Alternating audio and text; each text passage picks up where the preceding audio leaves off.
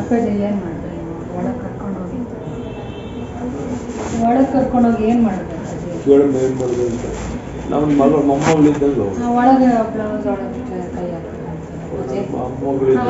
ಒಳಗೆ ಯಾಕೆ ಮೊದಲಿನ ಅಷ್ಟೊಂದು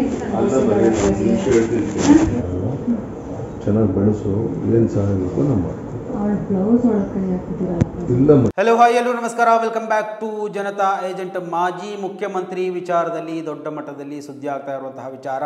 2024ರಲ್ಲಿ 17 ವಯಸ್ಸಿನ ಯುವತಿಯ ಮೇಲೆ ಲೈಂಗಿಕ ಕಿರುಕುಳ ನೀಡಿದ ಆಧಾರದಲ್ಲಿ ಆರೋಪದಲ್ಲಿ ಅವಳ ತಾಯಿ ನೀಡಿದ ದೂರಿನಂತೆ ಪೋಕ್ಸೋ ಪ್ರಕರಣ ದಾಖಲಾಗಿತ್ತು ಮಾಜಿ ಸಿಎಂ ಯಡಿಯೂರಪ್ಪ ಅವರ ಮೇಲೆ. ಸೊ ಅವರ ಒಂದು ರಾಜಕಾರಣ ಅಂತ್ಯಕ್ಕೆ ಇದು ಕೂಡ ಒಂದು ಕಾರಣ ಆಗಿತ್ತು. ಅವರು ರಾಜಕೀಯದಲ್ಲಿ ಹಿನ್ನಡೆಯನ್ನು ಅನುಭವಿಸಲಿಕ್ಕೂ ಇದೊಂದು ಕಾರಣ ಆಗಿತ್ತು.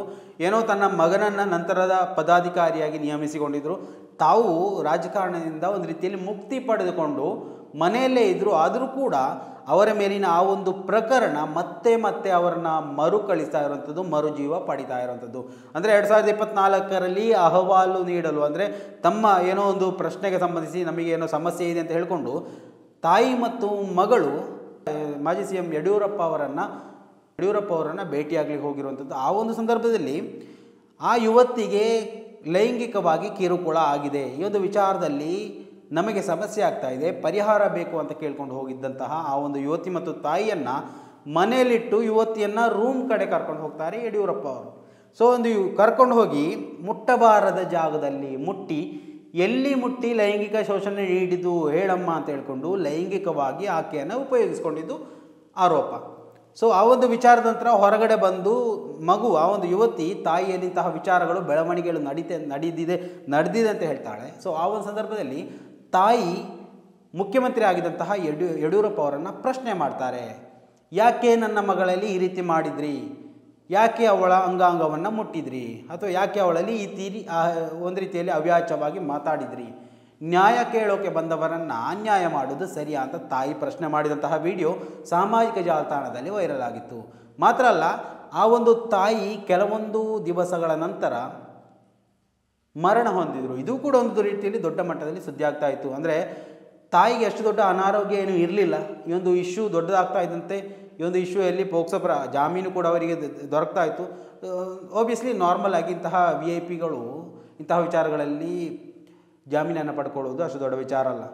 ಎಷ್ಟು ದೊಡ್ಡ ಕೊಲೆ ಮಾಡಿದರೂ ಕೂಡ 2-3 ತಿಂಗಳಲ್ಲಿ ಜಾಮೀನು ಕೊಡುವಂತಹ ಕಾನೂನು ವ್ಯವಸ್ಥೆಯಲ್ಲಿ ಇಂತಹ ಪೋಕ್ಸೋ ಪ್ರಕರಣಗಳಿಗೆ, ಅದು ಮುಖ್ಯಮಂತ್ರಿ ಆಗಿದ್ದಂತಹ ವ್ಯಕ್ತಿಗಳನ್ನು ಜಾಮೀನು ಕೊಟ್ಟು ಬಿಡುವುದು ಅಷ್ಟು ದೊಡ್ಡ ವಿಚಾರವಾಗಿ ನನಗೆ ಅನಿಸ್ತಾ ಇಲ್ಲ. ಅದಕ್ಕಿಂತಲೂ ದೊಡ್ಡ ವಿಚಾರಗಳು ನಡೆದಾಗಲೂ ಕೂಡ ಅವರಿಗೆ ಜಾಮೀನು ಸಿಕ್ಕಿದಂತಹ ವಿಚಾರಗಳನ್ನು ನಾವು ಗಮನಿಸ್ಬೋದು. ಮಾತ್ರ ಅಲ್ಲ, ಎಷ್ಟೋ ಅತ್ಯಾಚಾರ ಮಾಡಿ, ಎಷ್ಟೋ ಕೊಲೆ ಮಾಡಿ ಗಲ್ಲು ಶಿಕ್ಷೆಗೆ ವಿಧೇಯಕನಾಗಿದ್ದಂತಹ ಆರೋಪಿ ಮತ್ತೆ ಅದನ್ನು ಪಡ್ಕೊಂಡು ಅದನ್ನು ಮರಣದಂಡನೆ, ಜೀವಾವಧಿ ಶಿಕ್ಷೆಯಾಗಿ ಕಡಿಮೆ ಮಾಡಿಸಿ ಇವಾಗ ರಾಜಾರೋಷವಾಗಿ ಪರಪ್ಪನಗ್ರಹ ಜೈಲಲ್ಲಿ ರಾಜಾತಿಥ್ಯವನ್ನು ಪಡಿತಾ ಇರುವಂತಹ ವಿಚಾರ ಕೂಡ ಎಲ್ಲರಿಗೂ ಗೊತ್ತಿರ್ಬೋದು. ಸೊ ಈ ಒಂದು ವಿಚಾರದಲ್ಲಿ ಯಾರಿಗೂ ಡೌಟ್ ಬೇಡ, ಇಲ್ಲಿ ಆರೋಪಿಗಳು ಒಳ್ಳೆಯ ಸಂರಕ್ಷಣೆಯನ್ನೇ ಪಡ್ಕೊಂಡಿದ್ದಾರೆ ನಮ್ಮ ದೇಶದಲ್ಲಿ ಅನ್ನೋದು.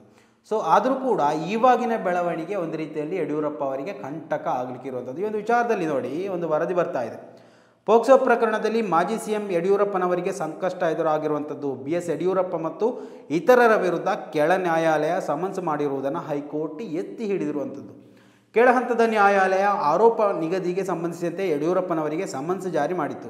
ಸಮನ್ಸ್ ಜಾರಿ ಮಾಡಿದ್ದನ್ನು ಪ್ರಶ್ನಿಸಿ BSY ಹೈಕೋರ್ಟ್ ಮೆಟ್ಟಿಲೇರಿದ್ರು. ಹೈಕೋರ್ಟ್ ಯಡಿಯೂರಪ್ಪ ಅರ್ಜಿಯನ್ನು ವಜಾಗೊಳಿಸಿ ಟ್ರಯಲ್ಗೆ ಅನುಮತಿ ನೀಡಿರುವಂಥದ್ದು. ಬೆಂಗಳೂರಿನ ಡಾಲರ್ಸ್ ಕಾಲೋನಿಯ ತಮ್ಮ ನಿವಾಸದಲ್ಲಿ 17 ವರ್ಷದ ಬಾಲಕಿ ಮೇಲೆ ಲೈಂಗಿಕ ದೌರ್ಜನ್ಯ ಎಸಗಿರುವ ಆರೋಪ BSY ಮೇಲಿದೆ. ಸಹಾಯ ಕೇಳಿ ಬಂದಾಗ ಯಡಿಯೂರಪ್ಪನವರು ಮಗಳ ಮೇಲೆ ಲೈಂಗಿಕ ದೌರ್ಜನ್ಯ ಎಸಗಿದ್ದಾರೆ ಅಂತ ಆರೋಪಿಸಿ ಮಾರ್ಚ್ 24ರಲ್ಲಿ ಬಾಲಕಿಯ ತಾಯಿ ದೂರನ್ನು ನೀಡಿದರು. ಲೈಂಗಿಕ ಅಪರಾಧಗಳಿಂದ ಮಕ್ಕಳ ರಕ್ಷಣೆ ಅಂದರೆ ಪೋಕ್ಸೋ ಕಾಯ್ದೆಯಡಿ ಬೆಂಗಳೂರಿನ ಸದಾಶಿವನಗರ ಪೊಲೀಸ್ ಠಾಣೆಯಲ್ಲಿ ಪ್ರಕರಣ ದಾಖಲಾಗಿತ್ತು. ಪ್ರಕರಣದ ಗಂಭೀರತೆ ಪರಿಗಣಿಸಿ ಸರ್ಕಾರವು CIDಗೆ ವರ್ಗಾವಣೆ ಮಾಡಿತ್ತು. ಸಾಕ್ಷ್ಯ ನಾಶಪಡಿಸಿದ ಮತ್ತು ಪ್ರಕರಣವನ್ನು ಮುಚ್ಚಿ ಹಾಕಲು ಯತ್ನಿಸಿದ ಆರೋಪಗಳ ಮೇಲೆ ಯಡಿಯೂರಪ್ಪ ಮತ್ತು ಅವರ 3 ಸಹಾಯಕರ ವಿರುದ್ಧ ಜೂನ್ 2024ರಲ್ಲಿ CID 750 ಪುಟಗಳ ಚಾರ್ಜ್ ಶೀಟನ್ನು ಕೂಡ ಸಲ್ಲಿಸಿತ್ತು. ಈ ಪ್ರಕರಣದಲ್ಲಿ ದೂರು ನೀಡಿದ ಬಾಲಕಿಯ ತಾಯಿ ಮತ್ತು ಆ ಬಾಲಕಿ ಇಬ್ಬರು ಈಗಾಗಲೇ ಮ್ಯಾಜಿಸ್ಟ್ರೇಟ್ ಮುಂದೆ ಹೇಳಿಕೆಗಳನ್ನು ದಾಖಲಿಸಿರುವಂಥದ್ದು. ಬಾಲಕಿಯ ತಾಯಿ ಮೇ 26, 2024ರಂದು ನಿಧನರಾಗಿದ್ದಾರೆ.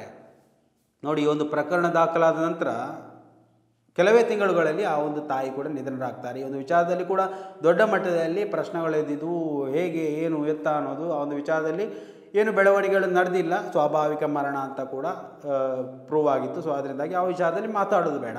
ಆದರೆ ಒಂದು ಪೋಕ್ಸೋ ಪ್ರಕರಣದಲ್ಲಿ ಎಷ್ಟೇ ದೊಡ್ಡ ಅಧಿಕಾರಿಯಾಗಿರಲಿ, ಹೆಣ್ಣು ಮಕ್ಕಳ ಮೇಲೆ ಲೈಂಗಿಕವಾಗಿ ಅತಿಕ್ರಮಣ ಮಾಡುವಂತಹ ಯಾವುದೇ ದೊಡ್ಡ ನಾಯಕ ಇರಲಿ, ಅದನ್ನು ನಾವು ಸಿದ್ದರಾಮಯ್ಯವರನ್ನು ಹೇಳ್ತಾ ಇದ್ರು ಅಥವಾ ಮೋದಿಯನ್ನು ಹೇಳ್ತಾ ಇದ್ರು, ಅಮಿತ್ ಶಾ ಇರಲಿ, ಯಾರೇ ಇರಲಿ, ಎಷ್ಟೇ ದೊಡ್ಡ ನಾಯಕನಾಗಿರಲಿ, ಇಂತಹ ವಿಚಾರಗಳಲ್ಲಿ ನಾವು ಎದ್ದೇಳಬೇಕು. ಈ ಒಂದು ವಿಚಾರದಲ್ಲಿ ಮಹಿಳೆಯರ, ಬಾಲಕಿಯರ, ಹೆಣ್ಣು ಮಕ್ಕಳ ಮೇಲೆ ಇವಾಗ ನಿರಂತರವಾಗಿ ನೋಡಿ, ರಾಜಕಾರಣಿಗಳು, ನಾಯಕರು, ಮುಖ್ಯಮಂತ್ರಿಗಳು ಇದೇ ರೀತಿ ಮಾಡಿದರೆ ಇನ್ನು ಪೋಲಿ ಬಚ್ಚಾರಿಗಳು ಅಂತ ಹೇಳುವಂತಹ ಜನಸಾಮಾನ್ಯರಲ್ಲಿ ಇರುವಂತಹ ಇಂತಹ ವ್ಯಕ್ತಿಗಳು ಬಿಡ್ತಾರ? ಸಮಾಜದಲ್ಲಿ ನೋಡಿ, ದೊಡ್ಡ ದೊಡ್ಡ ಬೆಳವಣಿಗೆಗಳು ನಡೆಯುವಾಗ ನಾವೇನು ಮಹಾ ಅಂತ ಹೇಳ್ಕೊಂಡು ಇಂತಹ ವಿಚಾರಗಳು ಮತ್ತೆ ಮತ್ತೆ ಆಗುತ್ತೆ. ಅದಕ್ಕೆ ಈ ಮುಖ್ಯಮಂತ್ರಿಗೆ ಈ ಒಂದು ವಿಚಾರದಲ್ಲಿ ಗಲ್ಲು ಶಿಕ್ಷೆ ಅಂತ ಕೊಟ್ಟುಬಿಡಿ, ಮಹಿಳೆಯನ್ನು ಟಚ್ ಮಾಡಿದ್ದಕ್ಕೆ. ಆವಾಗ ಮತ್ತೆ ಅತ್ಯಾಚಾರಿಗಳಿಗೆ ಏನಾಗಬೇಕು ಅನ್ನೋದು ಆಮೇಲೆ ಅವರೇ ಸ್ವತಃ ತೀರ್ಮಾನ ಮಾಡ್ತಾರೆ. ಇದು ಯಾವುದೂ ನಡೆಯದೆ ಇಂತಹ ವಿಚಾರಗಳಲ್ಲಿ ಬೆಳವಣಿಗೆಗಳು ಅನ್ನೋದು ನಾವು ಅಸ್ಪಷ್ಟವಾಗಿ ಕಾಣಬೇಕಾಗುತ್ತೆ. ಮಾತ್ರವಲ್ಲ, ಇಂತಹ ವಿಚಾರಗಳು ಇನ್ನೂ ನಿರಂತರವಾಗಿ ಹೆಚ್ಚಾಗಿ ನಡೀಲಿಕ್ಕೆ ಹೋಗ್ತದೆ. ಸೊ ಅದರಿಂದಾಗಿ ಕಾನೂನು ವ್ಯವಸ್ಥೆಯಲ್ಲಿ ಕಠಿಣ ಕಾನೂನು ವ್ಯವಸ್ಥೆ ಜಾರಿಯಾಗಬೇಕು. ಅದು ಈ ಮುಖ್ಯಮಂತ್ರಿಯಿಂದಲೇ ಜಾರಿಯಾಗಲಿ. ಸ್ನೇಹಿತರೆ, ದಯವಿಟ್ಟು ನಿಮ್ಮ ಅಭಿಪ್ರಾಯಗಳನ್ನು ಕೂಡ ಕಮೆಂಟ್ ಮಾಡಿ. ಮುಂದಿನ ಮಾಹಿತಿಯೊಂದಿಗೆ ಮತ್ತೆ ಭೇಟಿಯಾಗೋಣ. ಅಲ್ಲಿವರೆಗೂ ನಮಸ್ಕಾರ.